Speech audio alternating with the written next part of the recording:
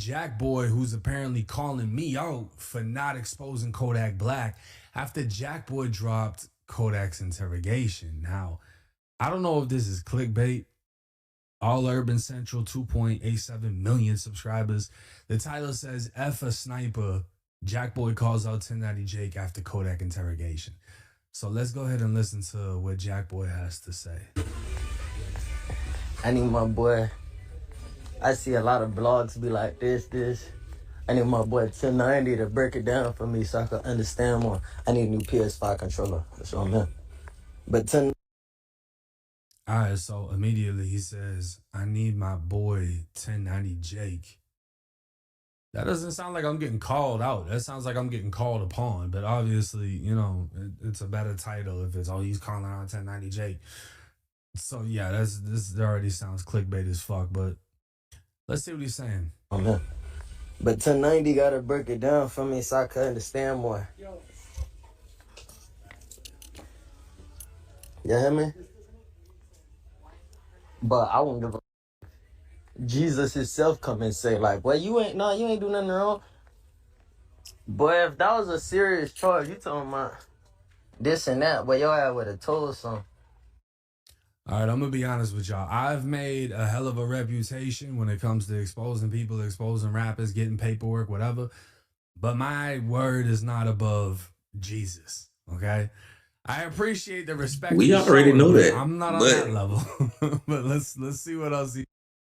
No, we already know that, but a lot of people do go to 1090 Jake when it comes to, you know, being to these rappers being exposed to certain levels of, you know, how we can explain snitching, ratting, which I don't really think there's no way to explain it like that. But, you know, we just finna listen to this video, man. Has to say. Say where you get that video from. Somebody sent it to me. Somebody sent it. I'm like, what? But the only reason I'm like, damn, this shit wild. I kind of knew of that case too, but I didn't know, like, behind the scenes how you ripped it. Then when I seen you say, I'm like, damn, you saying real things. I'm like, yeah, ain't go to trial. Of course I know that. Of course I know the people ain't get convicted. Moeezy, him liar. But it's like, hold on, damn. No wonder every time I get locked up, police be knowing all type of extra details. Like, y'all be in that bitch saying street names. Y'all be in that bitch saying this, where stay at Golden Real Deal, stay in Hollandale. All right, so this is interesting. So Jackboy is talking about names that Kodak dropped in the interrogation. And he doing the same thing. Moeezy goes by him N-word on Instagram. Golden apparently really lives in Hollandale, which is what Kodak told the police.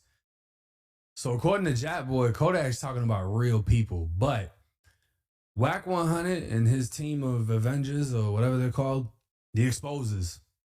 Shout out to Whack. I fuck with Whack, but I don't fuck with Whack. It's one of those type of, you know, it's like the uncle that you don't like that you try to box at every family event. Like that's how I feel me and Whack are. But Whack came out and said Kodak is good because his paperwork says he didn't say anything about anyone. So let's actually break down the paperwork, which is what I do best, right? So this is the first file right here. Let me make sure that's nice and pretty for you. All right. So Kodak got charged with a robbery, battery, kidnapping. Two of these kids were under 13. Damn. On the above date and time, the deputies responded to 15th Ave in reference to a kidnapping. Deputies met with the victim, Juan, who positively identified the defendant, Dyson Octave. So Juan told on Kodak straight up via show up as the person who kidnapped and battered him. Okay, so the police arrive at the scene. They find Juan, and Juan points out Kodak as the one that apparently whooped him. A sworn tape statement was taken from Juan in reference to the facts of the case.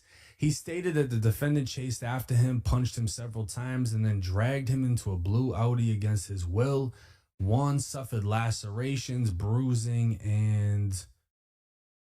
Now I gotta find the other paper. Oh, here it is right here.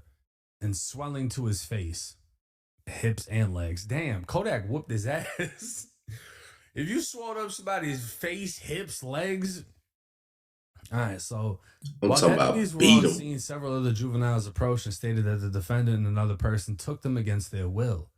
I spoke with Calvin. He stated that he was approached by the defendant and was told that if he didn't get in the car and show him who broke in his house, that he would physically harm him. So Kodak's crib got broken into. Kodak finds one of these jits, Calvin. And Yak pretty much told him, if you don't tell me who broke into my shit, I'm going to beat you up. Calvin said out of fear, he went into the defendant's vehicle. The defendant, without lawful authority, did forcibly, by threat, or secretly confine, abduct, imprison, or restrain Calvin, a child under the age of 13, without the consent of said child's parent or legal guardian. The defendant, without lawful authority, did forcibly, by threat, or secretly confine, abduct Marvin against his will by intimidating and threatening to harm him if he didn't cooperate with his demands. So Kodak beat up Juan, kidnapped Calvin, then he kidnapped Marvin, forcing them to cooperate. Emily stated that she was physically grabbed and forced into the vehicle against her will by the unidentified suspect. So this is somebody else that Kodak is with. But she identified the defendant as the driver of the vehicle. She said that she was told to take out their cell phones and turn them over. She said she took her phone out of her pocket and gave them to the unidentified suspect as he requested, because she was afraid if she didn't that he would physically hurt her. Mark, another person, this is the fourth person. Mark stated that he was intimidated to get into the vehicle by the defendant by stating that if he didn't get in and help look for Juan, that he would be hurt. Okay, so Kodak ran down on Calvin, Marvin, Emily, and Mark looking for Juan, apparently. And when he found Juan, he beat the shit out of him. We already read that one. So let's go. He definitely beat the hell out of him for sure. 2 witnesses stated that they observed the defendant beating Juan, and then they saw the defendants push Juan into the blue Audi and take off. The witnesses gave sworn taped statements. The defendant's mother, this is Kodak's mom, gave a statement stating that she told her son to call the police in reference to the burglary and not take it in his own hands. She said that she observed the defendant punch Juan in the face and then she walked away. So she told Kodak to call the police because someone broke into his crib. And then she said she saw Kodak put hands on Juan. The defendant, Kodak, was positively identified by a show-up and photo lineups from all victims. Sworn statements were taken in reference to the facts of this case. Now, a search incident to arrest revealed the defendant was in possession of marijuana, which was field tested, blah, blah, blah. So Kodak was placed into an interview room, and he spontaneously uttered several statements saying that, I know I fucked up. I shouldn't have taken matters into my own hands. He also stated that he punched Juan in the face. Post Miranda, the defendant admitting to punching Juan several times, he stated that he knows what he did was wrong. The defendant added that he put Juan in the vehicle, but that others got in when he asked them to. The defendant stated that he doesn't know the name of his friend who was in the vehicle with him. Now, I'm going to be honest with y'all, right?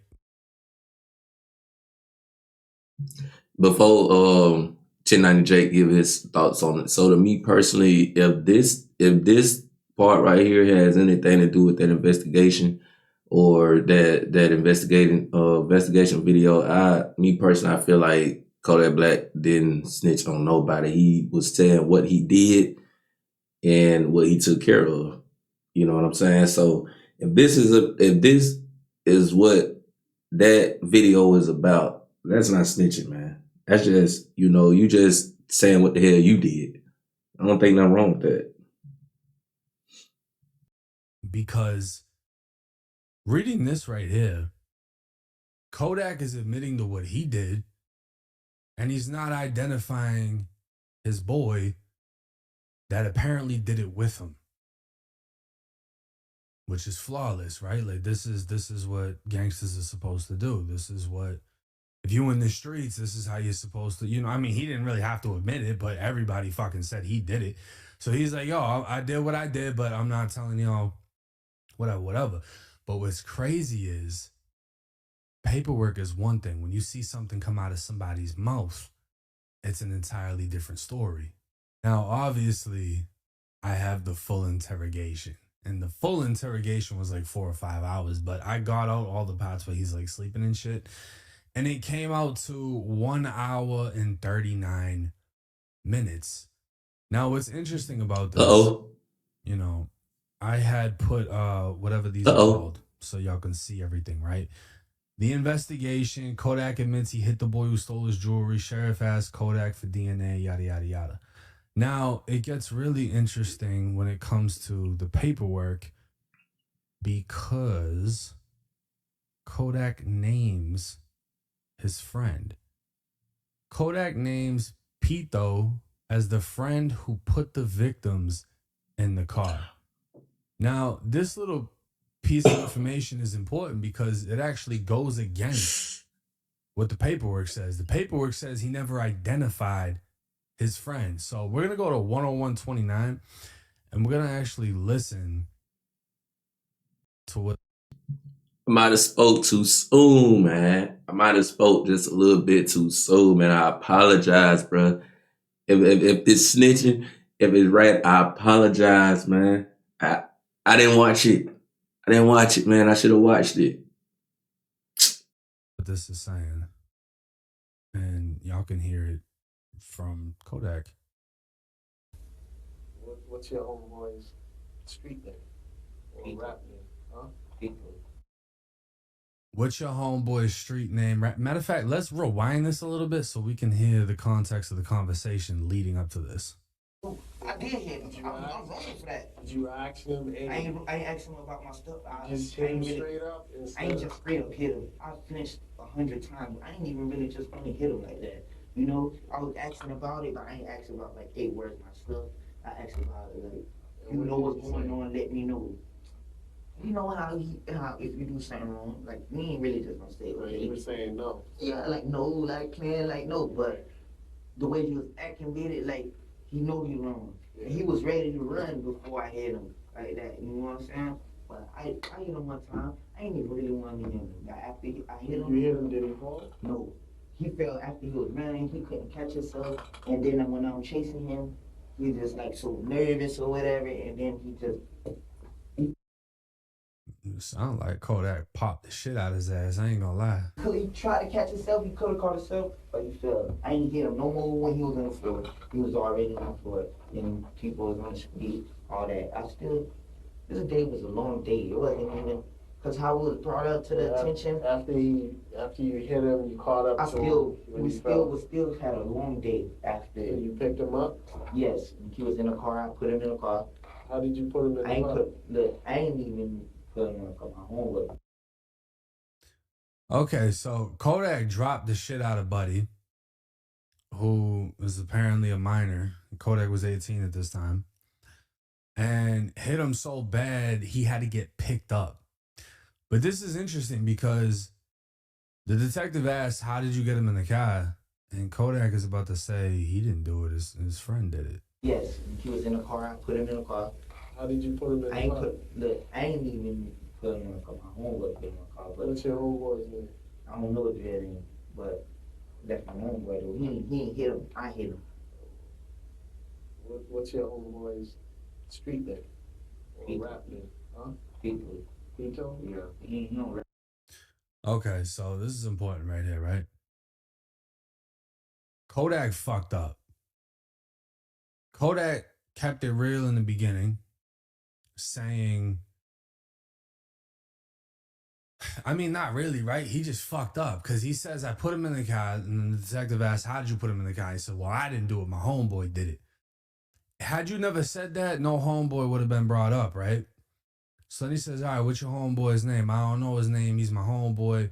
He didn't hit him. I hit him. So Kodak, he's keeping it real. Like, the responsibility is on me. I'm the one that hit him. But the thing is, you're under investigation for a kidnapping. Kidnapping is forcibly doing something to somebody, putting them somewhere they don't want to be. The detective is trying to find out who your homeboy is because technically your homeboy helped kidnap this kid after you hit him in his shit. he says, what's your homeboy's street name? He says, Pito, something like that, right? Now, who he's talking about is this dude, Pito Burr, whose Instagram says 1800 block Golden Acre Project Sniper Gang. This is Kodak's man's right here. This is Pito. So Kodak apparently told the police clearly that Pito is the one that put the kid in the car. And I don't think Pito knew Kodak dropped his name in the interrogation room 10 years ago. So when Jackboy is saying you gave real names, and I'm going to give y'all, the rest of the names in another video. Jackboy is saying you gave real names. And technically, Kodak did give up his homeboy's name. Yeah, he did, man. This the end of the video, but me personally, this is my thoughts on it. He definitely did give real names. And depending on how far the police wanted to take, his statement and the name dropping, how far they wanted to take it at that time, that would have led to, some bigger issues that Pito and the other guy, that names that he was dropping in it. Now, like 1090 Jake said, technically that is kidnapping. It don't matter how it was done or who did it.